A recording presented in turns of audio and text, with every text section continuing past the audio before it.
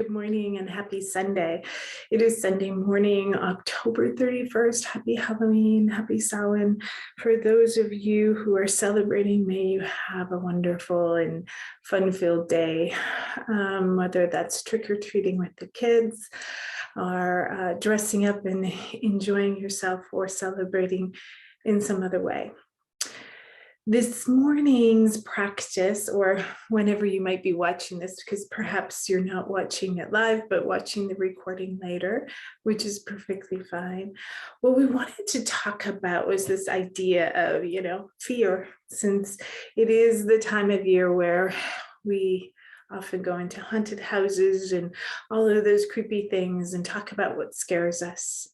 And so as we think about fear, or really what scares us, often those things around us, like the creepy crawlies or, haunted houses and whatnot, which I'll talk about in a minute, but those things are very external, right, to us and to what is happening around us, and that trigger our internal fight or flight response in our bodies. But there's so many other things that create fear within us that aren't necessarily so tangible outside of us, right? They're the things that happen internally, the thoughts and the stories that we create in our own mind about what's going on within us, around us, and in relationship. And so it's really important as we explore, our own inner worlds, is to have this sense of our fears. And some fears are, again, way more tangible, like a fear or a phobia of, the dark, getting scared of the dark, or spiders or snakes or whatever it might be for you. It's recognizing those things for sure. But then there's these more subtle fears that we might all carry: the fear of failure, the fear of success, the fear of intimacy or being in relationship, the fear that comes from not being comfortable about trusting another person around us. We have sometimes lots of fears that might be present that really stop us from living our life in the most fulfilling way.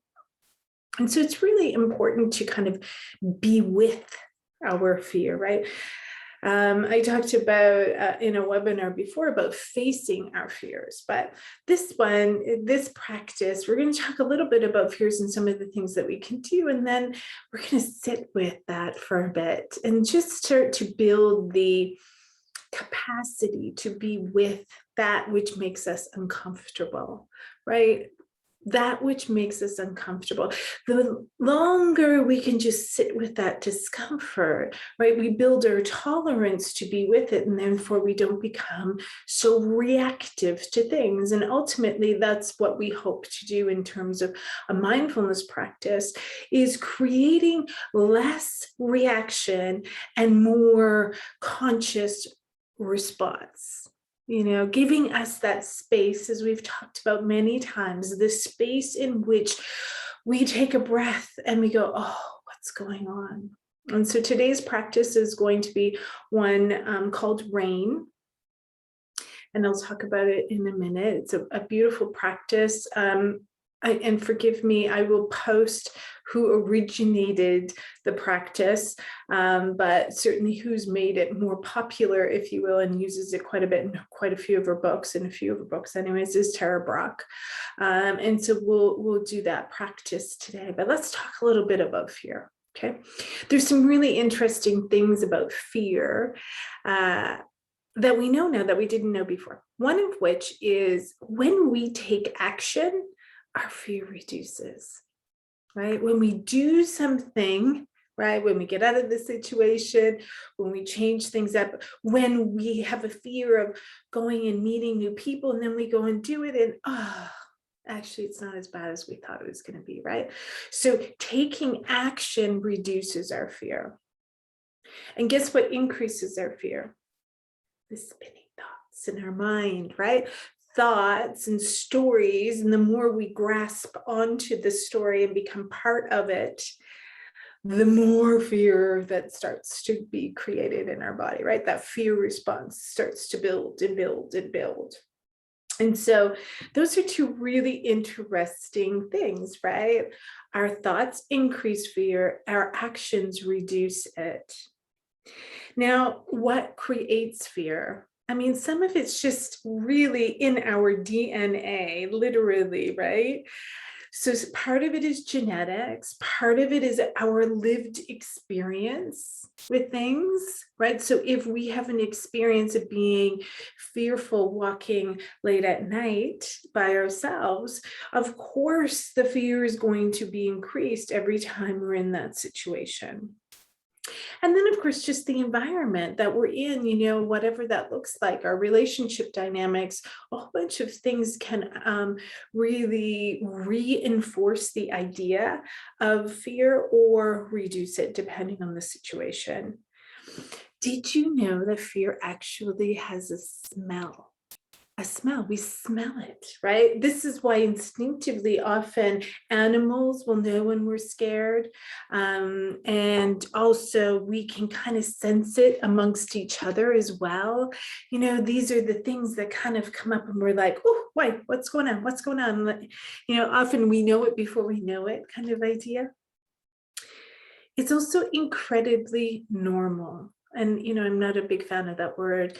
Healthy response in our body is to generate fear in response to a potential threat to our safety or to our life. We're constantly, as I've talked about in another webinar, I think it's called the personal profile map one on polyvagal theory, where we know from neuroception, right? Neuroception is that idea that we're constantly, unconsciously, so under the idea of awareness, we're not necessarily aware of it, but our brain is constantly seeking for safety, checking, are we safe? Are we safe? Are we safe?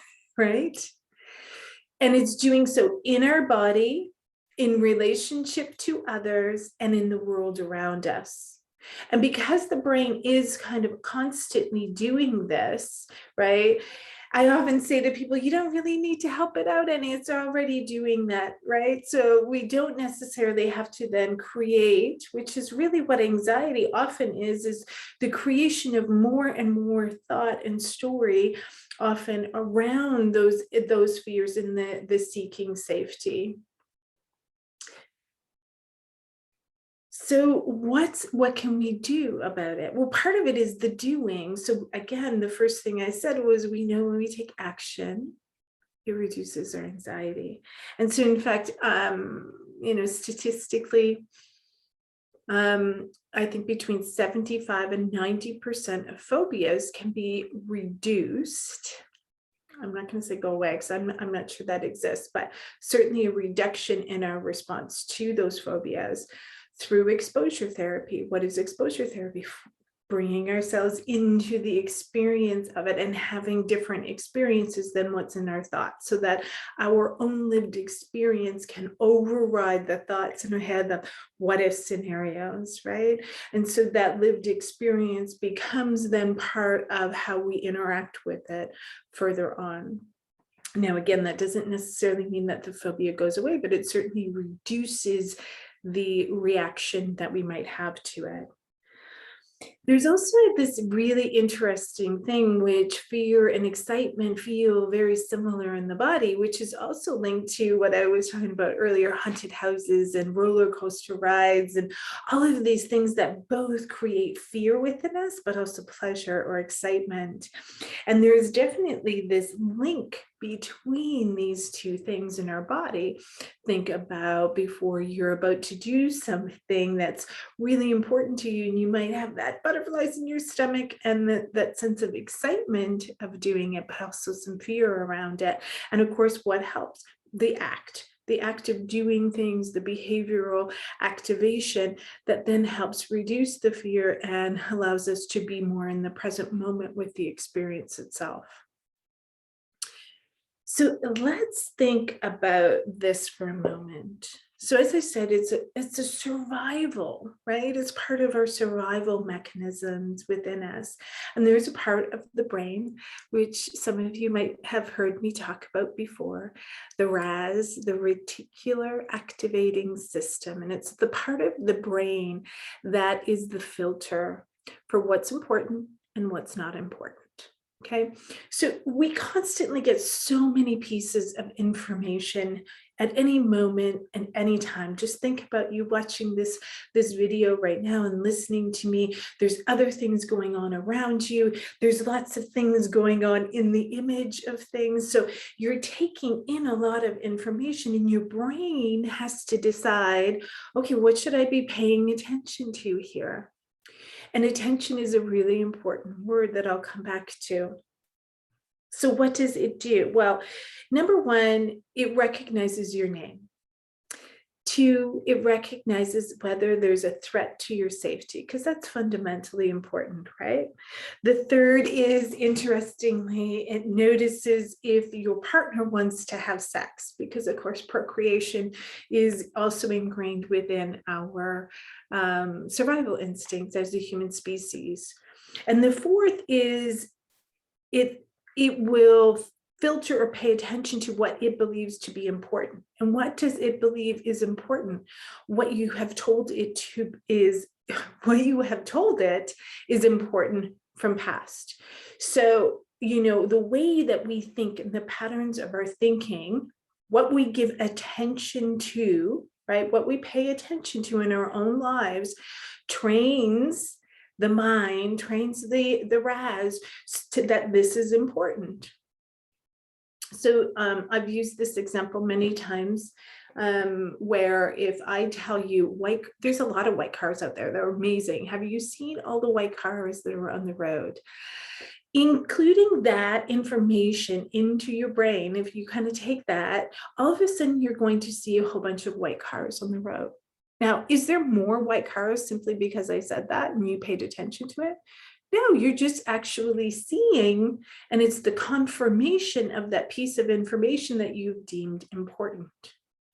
This is why positive affect practices like gratitude practices can shift partly, right? What's going on within us. Why? Because now we're saying this is actually important. And therefore, right, that will start to be filtered in our own mind, and we'll be holding on to that just a little bit more easily, right? Well, it will come to us. We'll start to notice those things now. If you're looking for things to be grateful for, and it's kind of top of mind, you're going to be paying more attention to it. You're telling the rest that this is important.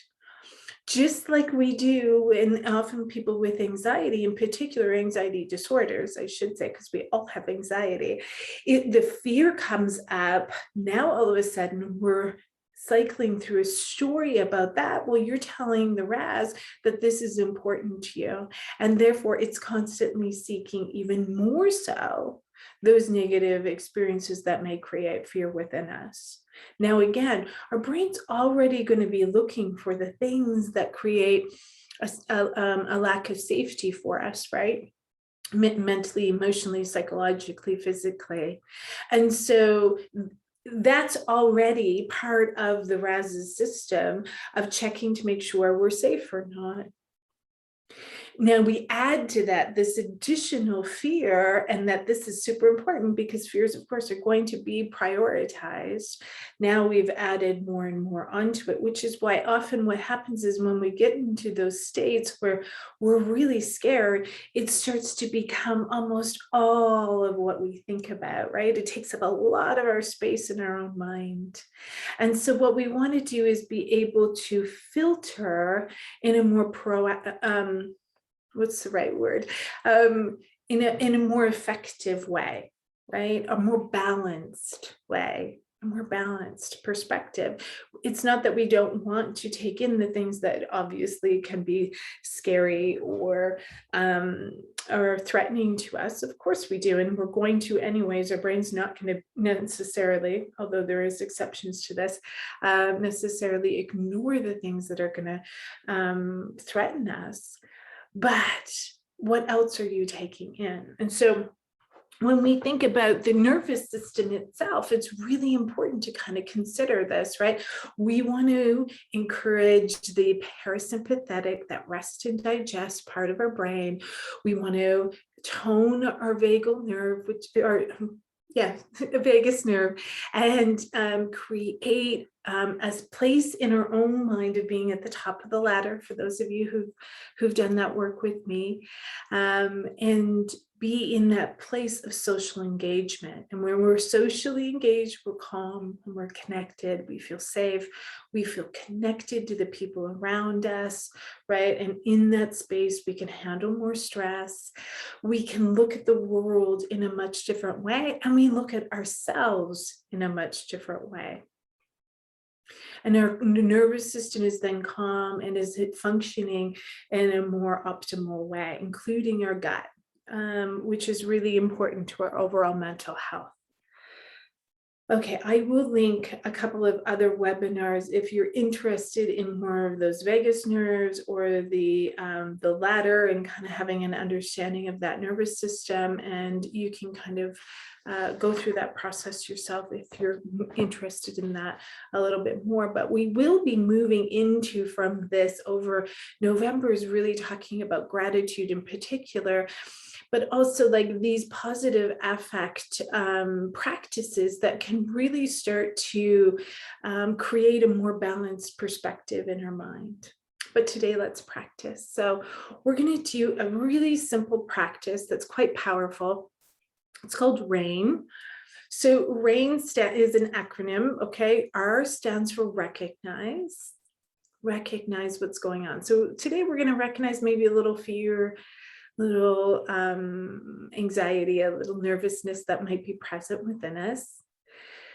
A is acknowledge it. We want to acknowledge, oh, it's present, it's there, this is what's going on. I is investigate, and N is to nurture or nourish, or to create that sense of being taken care of.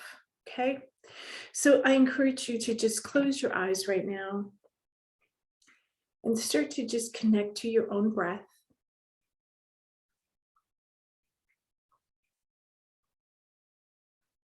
Allowing your attention and awareness to come to your breath, whatever way makes sense for you. Perhaps that's noticing the breath at your nostril, perhaps in your throat, perhaps in your chest, perhaps in your belly. If you have a hard time connecting to this in your body, sometimes placing your hand on your belly, right above your navel, and your hand on your chest is just a little helpful for connecting to your body and to your awareness of the rise and the fall of your chest and belly with your breath. The rise with the inhale, and the fall with the exhale.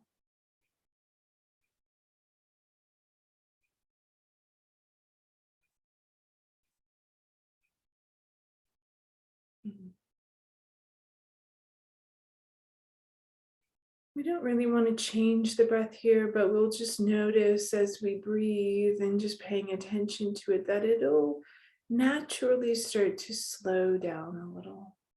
It'll lengthen, right? The space of each inhale and each exhale will become a little bit longer,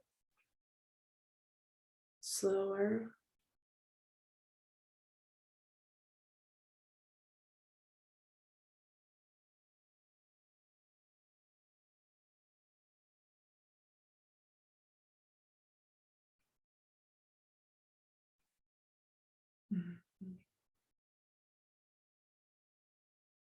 I want you to just scan your body, noticing any places of tension, excitement, fear, perhaps in your belly, perhaps in your upper chest,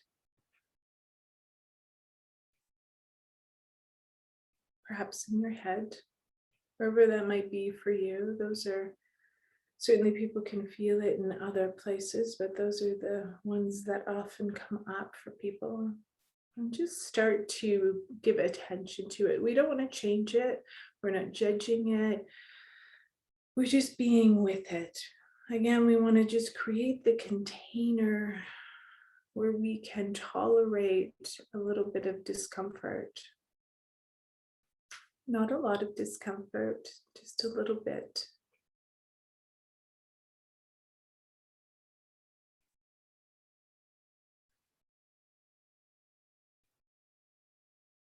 So once we recognize it, just acknowledge, oh, this is a little nervousness in my stomach. You can feel the butterflies that might be present.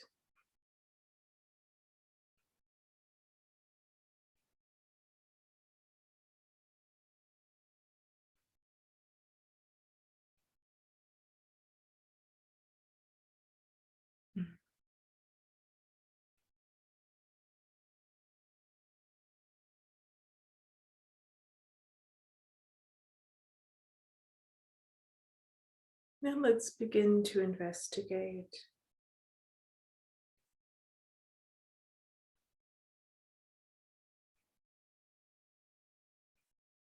Kind of just wondering about it, noticing the sensations that are present, but going, wonder what that's about. Where did that come from?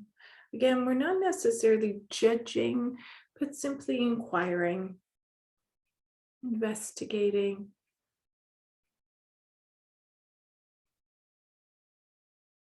How far does this nervousness extend? The butterflies.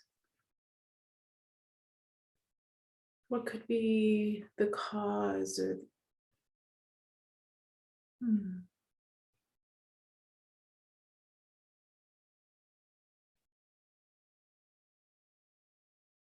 I noticed that as we began, a little more butterflies in my stomach, probably from the rushing and preparing to come on and doing a few things beforehand, and the microphone that I had not working. And so there was a bit of activation in my body. And now as I sit and investigate, it's starting to settle.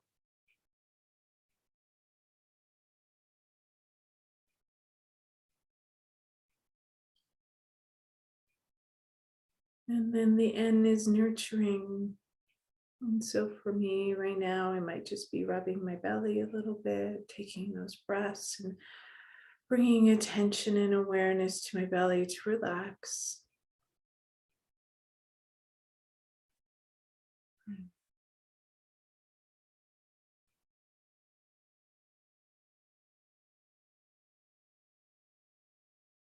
Asking yourself, what do you need right now?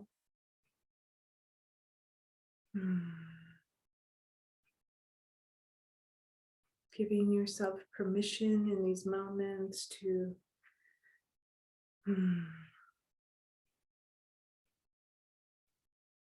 be here, to take care of yourself, to have quiet moments with your own body, with your experience,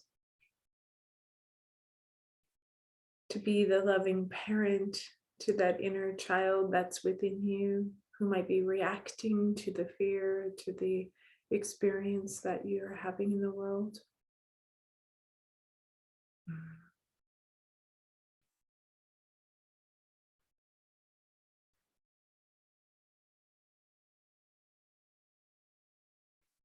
Continuing to take a few breaths, like the practice that I presented a little while ago. We can maybe bring our hands to our heart. I am safe. I am loved. I'm okay. I am safe. I am loved. I am okay. I am safe. I am loved. I'm okay. And just noticing the shift in your own body. Hopefully you noticed even a gentle softening of whatever may have been present for you, whatever you had noticed and recognized in your own body.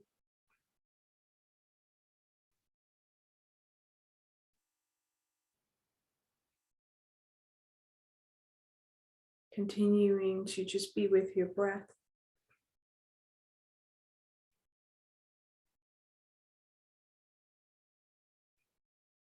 As the mind wanders, bringing it back to the awareness of your breath, the awareness of your body, the awareness of your experience in this moment.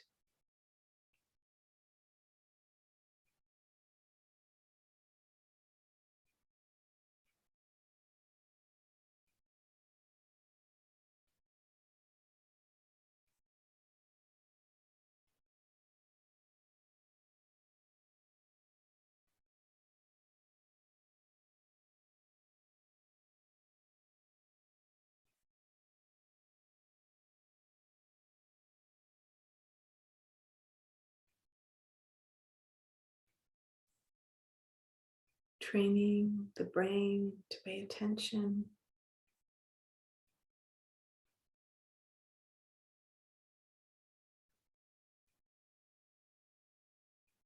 The mind is designed to help us get what we want in life, but sometimes we forget that and think that the mind is in control of us. So sometimes it's important to remember that we still direct it. We can train it on what to pay attention to. And even in the simplest of meditations of paying attention to your breath allows it to be trained to focus, to concentrate on what you're asking it to concentrate on. In this moment, it is your breath, the inhale, the exhale, the rise and the fall of the chest or belly, maybe nostrils, noticing how the air feels coming into your nostrils, how it feels on the exhale.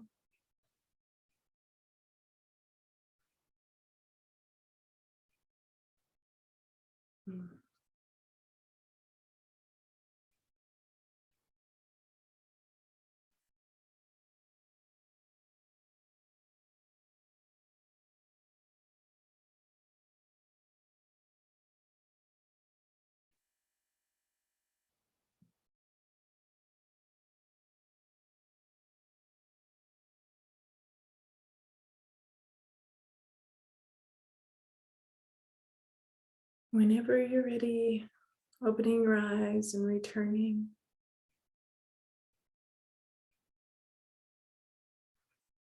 Just noticing perhaps the quality of your body and your experience and how it might have shifted even a bit through that simple practice. So rain, recognize, acknowledge, investigate, nurture. A very simple practice that can be quite powerful, especially when we're dealing with really kind of uncomfortable feelings like being scared and fear. Or like we will later tonight in our grief and gratitude, where we're exploring grief. I hope you have a wonderful day and enjoy the practice.